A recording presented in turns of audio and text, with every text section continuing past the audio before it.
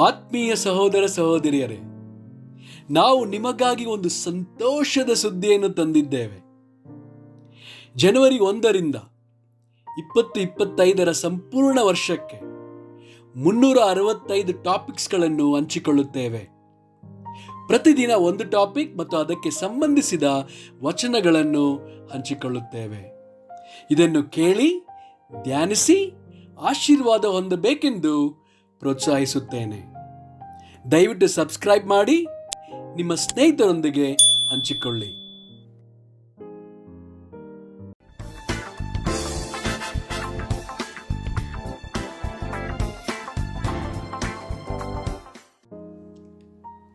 ಇಂದು ದಿನ 246 ಟಾಪಿಕ್ ನೋವು.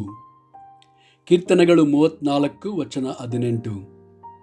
ಮುರಿದ ಮನಸ್ಸುಳ್ಳವರಿಗೆ ಯೆಹೋವನು ನೆರವಾಗುತ್ತಾನೆ, ಕುಗ್ಗಿ ಹೋದವರನ್ನು ಉದ್ಧಾರ ಮಾಡುತ್ತಾನೆ. 2 ಕೊರಿಂಥದವರಿಗೆ 1 ವಚನ 3-4. ನಮ್ಮ ಕರ್ತನಾದ ಯೇಸು ಕ್ರಿಸ್ತನ ದೇವರು ತಂದೆಯೂ ಆಗಿರುವ ಆತನಿಗೆ ಸ್ತೋತ್ರವಾಗಲಿ. ಆತನು ಕನಿಕರವುಳ್ಳ ತಂದೆಯೂ ಸಕಲ ವಿಧವಾಗಿ ಸಂತೈಸುವ ದೇವರೂ ಆಗಿದ್ದು, ನಮಗೆ ಸಂಭವಿಸುವ ಎಲ್ಲ ಸಂಕಟಗಳಲ್ಲಿ ನಮ್ಮನ್ನು ಸಂತೈಸುತ್ತಾನೆ.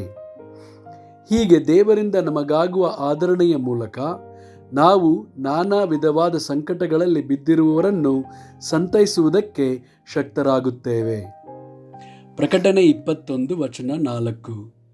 ಅವರ ಕಣ್ಣೀರನ್ನೆಲ್ಲ ಒರೆಸಿಬಿಡುವನು. ಇನ್ನು ಮರಣವಿರುವುದಿಲ್ಲ, ಇನ್ನು ದುಃಖವಾಗಲಿ ಗೋಳಾಟವಾಗಲಿ ಕಷ್ಟವಾಗಲಿ ಇರುವುದಿಲ್ಲ, ಮೊದಲಿದ್ದದ್ದೆಲ್ಲ ಇಲ್ಲದೆ ಹೋಯಿತು ಎಂದು ಹೇಳಿತು.